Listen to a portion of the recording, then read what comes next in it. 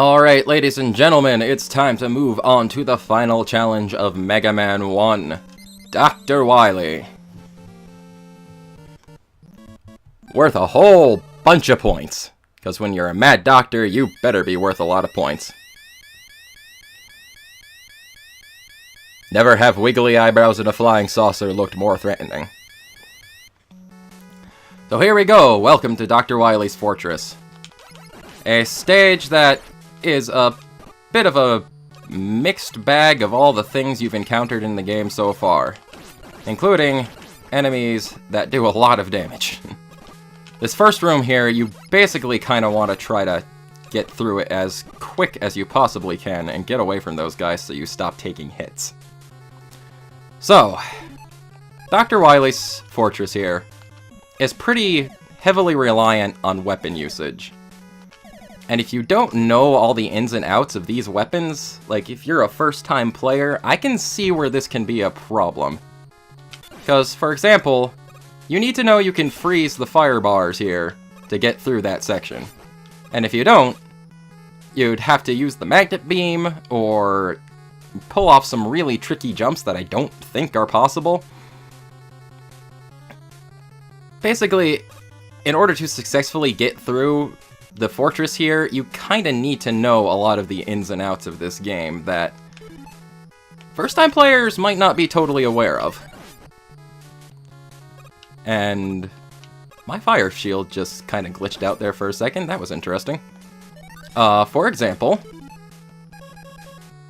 the super arm, of course, is used to destroy these blocks, but you can use the elect beam as well. And if you don't know that you can use the elect beam and you're stuck without super arm, then you might think you're completely stuck in the whole fortress and you can't make any progress. It's admittedly kind of... I don't want to say it's bad design to have to rely on the weapons, but it's bad design in the sense that it's a kind of a trap for new players. If they don't know all the ins and outs of the game, it can be a problem. And they might think that, oops, I meant to warp time and space there, but oh well. And the killer bullets have stopped generating. Okay, that's interesting. And we've also got to deal with these guys. But we've got magnet beams, so that's fair. Oops, I accidentally paused the game. Oh dear. I'm all flustered and confused now. Okay, so another example of being unfair to players that don't know the ins and outs of the game is that you can't get through this room unless you have the magnet beam. And it's entirely possible to get here without the magnet beam. First-time players might not know what that funny-looking thing in Elect Man stage is, or they might not have the super arm to get it and they forget about it, and just in general, it can be a beginner's trap. And even though that it's kind of designed unfairly in that sense, overall I don't think the Wily stages are too difficult if you know what you're doing.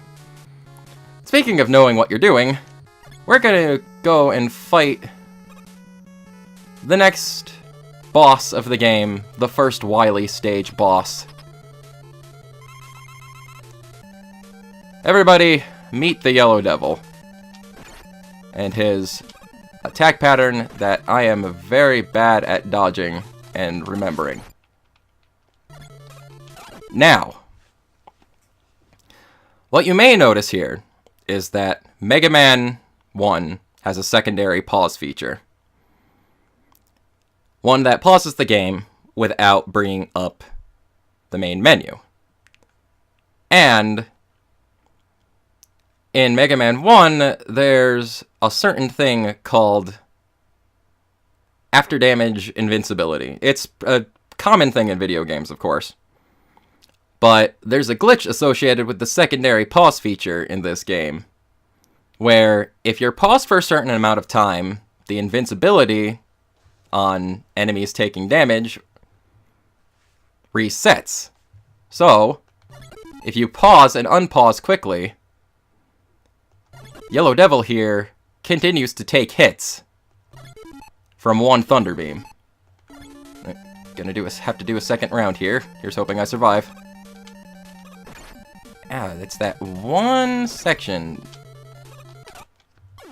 Oh no, he got me. Oh well. We've still got plenty of Thunder Beam. Hopefully I'm making sense here in all my explanations. I don't know if I am. But basically, the game is glitchy, and using the secondary pause feature, you can get in extra hits on the Yellow Devil, and all that fun stuff. I keep jumping too early there. Right, yep.